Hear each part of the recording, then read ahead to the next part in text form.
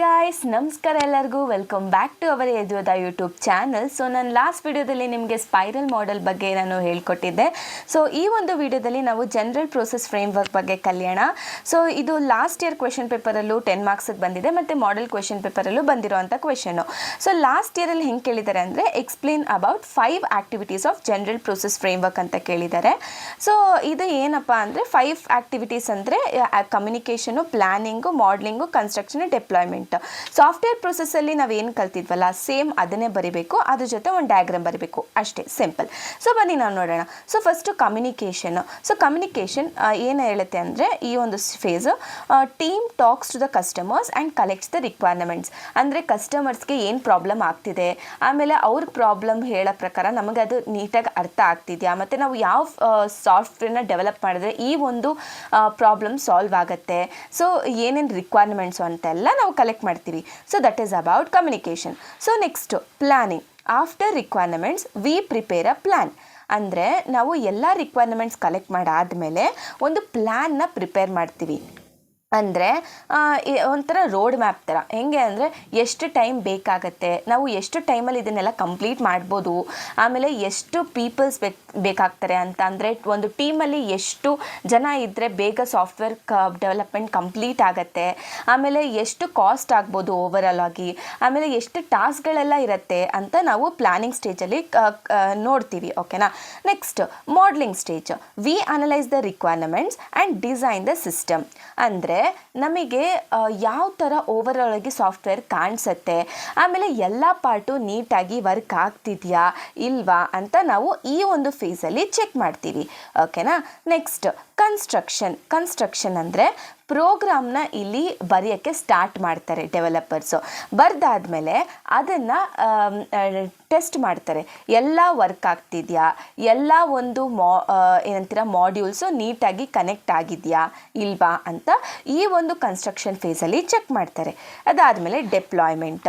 V deliver the software to the customers ಅಂತ. ಅಂದರೆ ಇವಾಗ ನಾವು ಒಂದು ಫೀಚರ್ನ ಬಿಲ್ಡ್ ಮಾಡಿರ್ತೀರಾ, ಅಥವಾ ಒಂದು ಮಾಡ್ಯೂಲ್ನ ಬಿಲ್ಡ್ ಮಾಡಿರ್ತೀರಾ, ಅಥವಾ ಕಂಪ್ಲೀಟ್ ಸಾಫ್ಟ್ವೇರ್ನ ಬಿಲ್ಡ್ ಮಾಡಿರ್ತೀರಾ, ಅದನ್ನು ನಾವು ಕಸ್ಟಮರ್ಸಿಗೆ ಯೂಸ್ ಮಾಡೋದಕ್ಕೆ ಅವಕಾಶ ಮಾಡಿಕೊಡ್ತೀವಿ.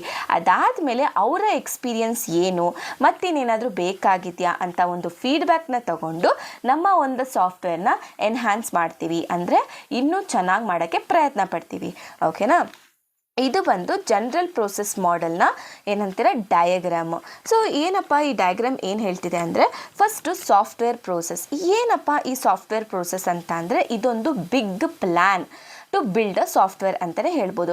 ಇವಾಗ ನಾವು ಒಂದು ಮನೆ ಕಟ್ಟೋಕ್ಕೆ ಪ್ಲ್ಯಾನ್ ಮಾಡಿರ್ತೀವಿ. ಫಸ್ಟ್ ಏನು ಮಾಡ್ತೀವಿ, ನಾವು ಫೌಂಡೇಶನ್ ಹಾಕ್ತೀವಿ, ಅದಾದಮೇಲೆ ವಾಲ್ಸ್ನ ಕಟ್ತೀವಿ, ಅದಾದಮೇಲೆ ಡ್ರಿಲ್ ಹಾಕ್ತೀವಿ, ಅದಾದಮೇಲೆ ಪೇಂಟಿಂಗ್ ಮಾಡ್ತೀವಿ, ರೈಟ್. ಸೊ ಈ ಥರ ಮಾಡ್ತೀವಿ. ಸೊ ಅದರಲ್ಲೂ ಏನಿದೆ ಒಂದು ಸ್ಟೆಪ್ಸ್ ಅನ್ನೋದು ಫಾಲೋ ಆಗ್ತಿದೆ ಅಲ್ವಾ, ಅಂದರೆ ಅದೊಂದು ಪ್ಲ್ಯಾನ್ ಪ್ರಕಾರ ನಡೀತಾ ಹೋಗುತ್ತೆ.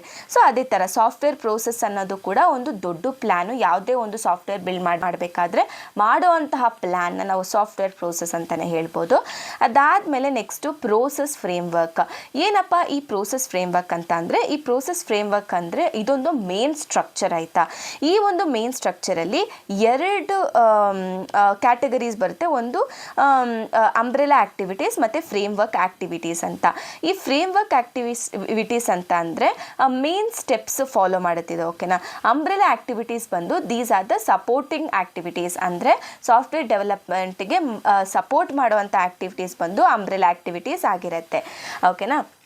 ಇವಾಗ ಫ್ರೇಮ್ವರ್ಕ್ ಆ್ಯಕ್ಟಿವಿಟೀಸ್. ಈ ಫ್ರೇಮ್ವರ್ಕ್ ಆ್ಯಕ್ಟಿವಿಟೀಸ್ ಅಂದರೆ ಯಾವ್ದ್ಯಾವುದು ಮೇನ್ ಆ್ಯಕ್ಟಿವಿಟೀಸ್ ಅಂತ ಹೇಳಿದೆ. ಏನು ಯಾವ್ದ್ಯಾವುದು ಕಮ್ಯುನಿಕೇಷನು, ಪ್ಲ್ಯಾನಿಂಗು, ಮಾಡಲಿಂಗು ಮತ್ತು ಕನ್ಸ್ಟ್ರಕ್ಷನು, ಡಿಪ್ಲಾಯ್ಮೆಂಟ್, ಇದೆಲ್ಲ ಏನಂತೀರ ಫ್ರೇಮ್ವರ್ಕ್ ಆ್ಯಕ್ಟಿವಿಟೀಸ್ ಅಂತ ಕರೀತಾರೆ.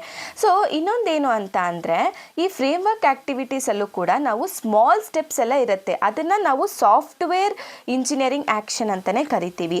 ಏನಪ್ಪ ಈ ಸಾಫ್ಟ್ವೇರ್ ಇಂಜಿನಿಯರಿಂಗ್ ಆ್ಯಕ್ಷನ್ಸ್ ಅಂತ ಅಂದರೆ ಇವಾಗ ನಾವು ಕಮ್ಯುನಿಕೇಷನ್ ಸ್ಟೆಪ್ಪಲ್ಲಿ ನಾವೇನು ಮಾಡ್ತೀವಿ, ರಿಕ್ವೈರ್ಮೆಂಟ್ಸ್ನ ಕಲೆಕ್ಟ್ ಮಾಡ್ತೀವಿ, ಅದು ಒಂದು ಆ್ಯಕ್ಷನ್ನು.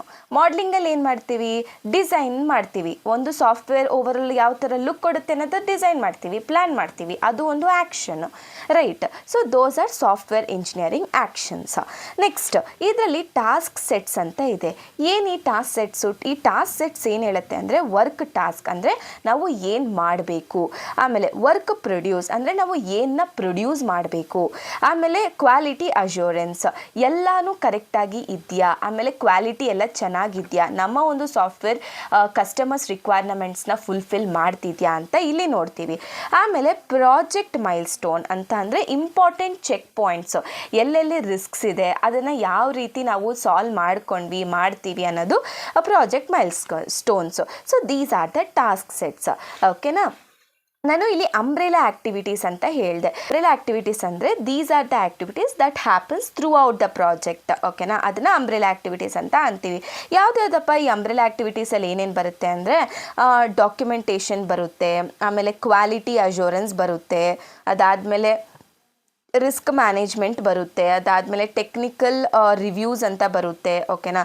ಏನು ಅಂತ ಅಂದರೆ ಇವಾಗ ನಾವು ಒಂದು ಸಾಫ್ಟ್ವೇರ್ನ ಡೆವಲಪ್ ಮಾಡಬೇಕಾದ್ರೆ ತುಂಬ ಪಾರ್ಟ್ಸ್ನಾಗಿ ಡಿವೈಡ್ ಮಾಡ್ತೀವಲ್ವಾ. ಸೊ ಆವಾಗ ಈಚ್ ಪಾರ್ಟ್ಗೂ ಕೂಡ ನಾವು ಡೆವಲಪ್ ಮಾಡಿ ನಾವು ಕಸ್ಟಮರ್ಸಿಗೆ ಈ ಎಕ್ಸ್ಪೀರಿಯನ್ಸ್ಗೆ ಅಂತ ಕೊಟ್ಟಾಗ ಈಚ್ ಸಬ್ ಪಾರ್ಟ್ಸ್ಗೂ ಕೂಡ ನಾವು ಡಾಕ್ಯುಮೆಂಟೇಷನ್ ಮೇಂಟೈನ್ ಮಾಡ್ತೀವಿ, ಕ್ವಾಲಿಟಿ ಚೆನ್ನಾಗಿದೆಯಾ ಇಲ್ವಾ ಅಂತ ಚೆಕ್ ಮಾಡ್ತೀವಿ. ಏನಾದರೂ ರಿಸ್ಕ್ ಮ್ಯಾನೇಜ್ಮೆಂಟ್ ಅಂತ ಅಂದರೆ ಇವಾಗ ನೆಕ್ಸ್ಟ್ ಏನಾದರೂ ರಿಸ್ಕ್ ಬಂದರೆ ಯಾವ ಥರ ಮ್ಯಾನೇಜ್ ಮಾಡಬೇಕು, ಆಮೇಲೆ ನೆಕ್ಸ್ಟ್ ಏನಾದರೂ ಹೊಸ ಟೆಕ್ನಾಲಜಿ ಅಪ್ಲೈ ಮಾಡಿ ಏನಾದರೂ ಡೆವಲಪ್ ಮಾಡ್ಬೋದಾ ಇಲ್ವಾ ಅಂತ ನಾವು ಇಲ್ಲಿ ಚೆಕ್ ಮಾಡ್ತೀವಿ. So this is what umbrella activities. ಓಕೆನಾ.